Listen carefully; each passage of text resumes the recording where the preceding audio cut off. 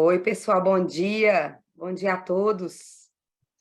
Obrigada aí pela presença nessa manhã de dezembro, né? Dezembro que misturou Copa com Natal, com tudo junto. Obrigada pelo prestígio de vocês aí hoje. Tá começando, né? Nós vamos fazer o último webinar do ano desse projeto, que é o ciclo de webinars aqui do IBDIC, que está sendo um projeto conduzido pelo Comitê de Contratações Públicas, né, do IBDIC, que é coordenado aí pelo meu colega, querido amigo Alexandre Aroeira. Obrigada desde já, Alexandre, por essa iniciativa. Eu acho que todo mundo engajou, né? Agradeço também aos membros do comitê, que são super engajados e proativos e tiram do papel as ideias que a gente tem lá.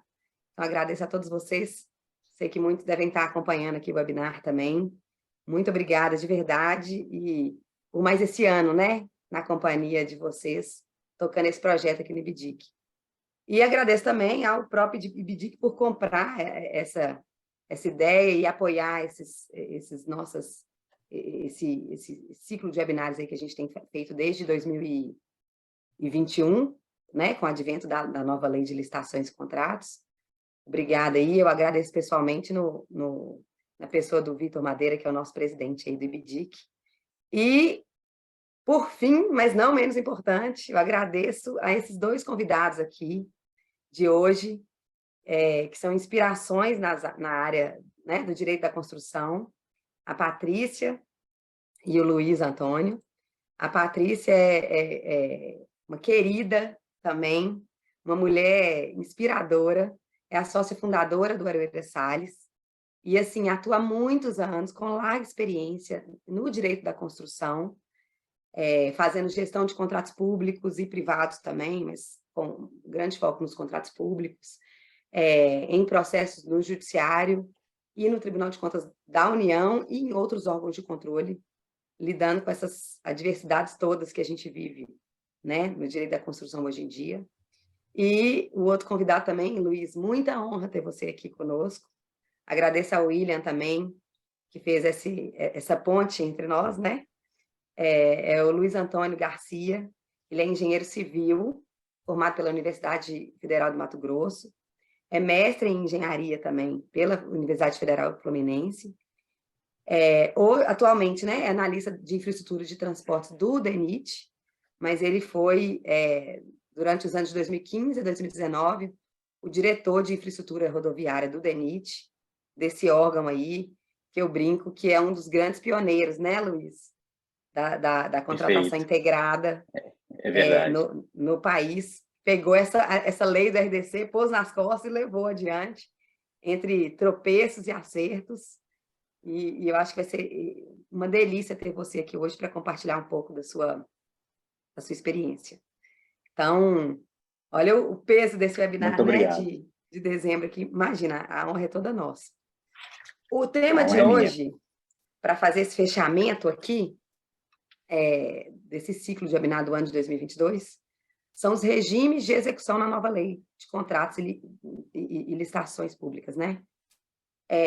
Os regimes de execução são extremamente relevantes, porque eles, de certa maneira, eles norteiam ali como se dará a execução do contrato, ele norteia como que as licitantes vão estruturar suas propostas comerciais e como que se vai dar a condução do contrato, enfim, né, de modo geral aí.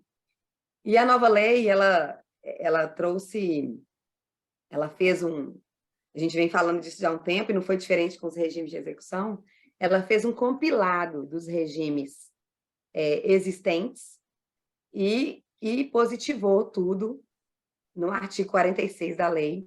Então, além dos regimes de execução que já são mais conhecidos, o artigo 40, né, que é completado por preço unitário, global, por tarefa integral, a nova lei de licitações e contratos,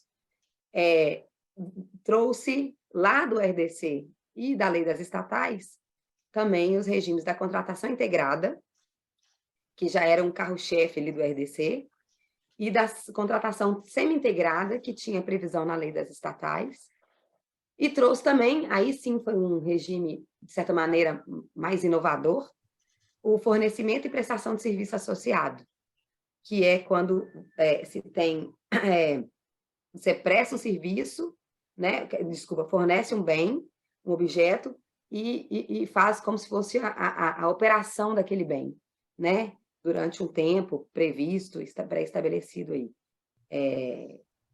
E aí, bom, o nosso desafio aqui, enquanto operadores do direito e da lei, né? Porque aí a gente está falando de quem é operador de direito mesmo, e quem é engenheiro e tem que lidar com ela, é a gente entender um pouco como que esses, principalmente os novos regimes, né, gente, vão ser tratados aqui pela nova lei, né, considerando o que foi positivado, o que trouxe de regramento.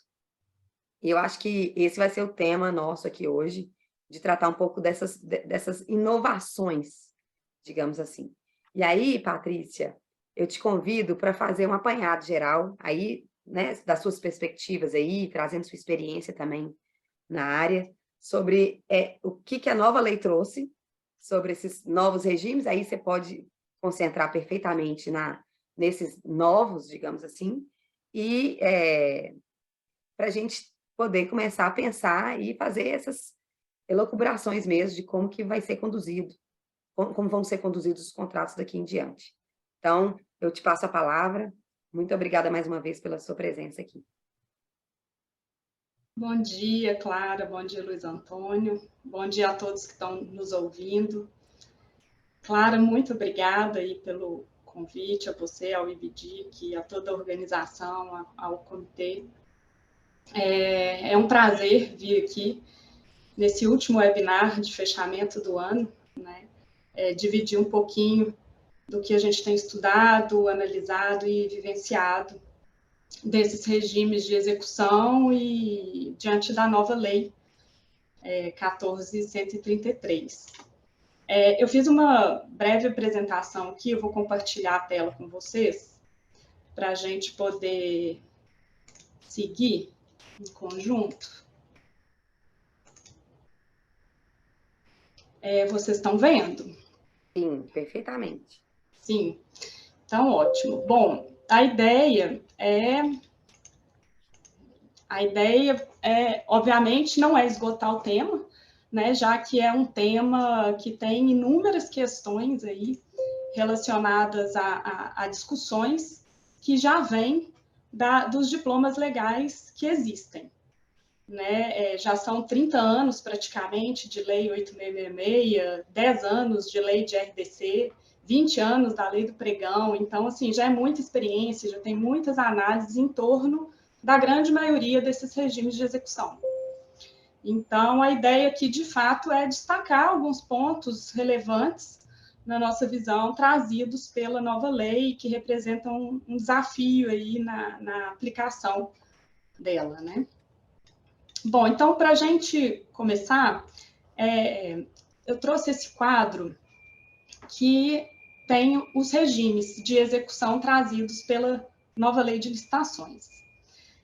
Como vocês podem ver, os 4 primeiros regimes dos 7 já haviam na lei de licitações, na antiga lei, né, 8666. E a contratação integrada, ela veio inicialmente no nosso ordenamento jurídico por meio do decreto de contratação simplificado da Petrobras e posteriormente a lei do RDC, do regime diferenciado de contratações, possibilitou que a administração pública como um todo passasse a ter essa opção de regime de execução de contratação integrada.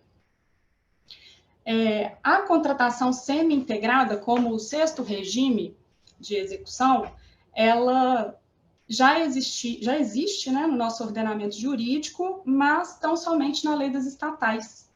E agora, com a lei 14.133, vai ser uma alternativa também para a administração pública passar a utilizar esse novo regime. E o regime de fornecimento e prestação de serviço associado, conforme até pontuado pela Clara, ele é, de fato, uma inovação completa e não tem precedente no nosso ordenamento jurídico. Bom, e a partir da visualização desses regimes de execução, eu acho que é relevante a gente tratar um pouquinho da relevância da definição desses regimes de execução pelo poder público.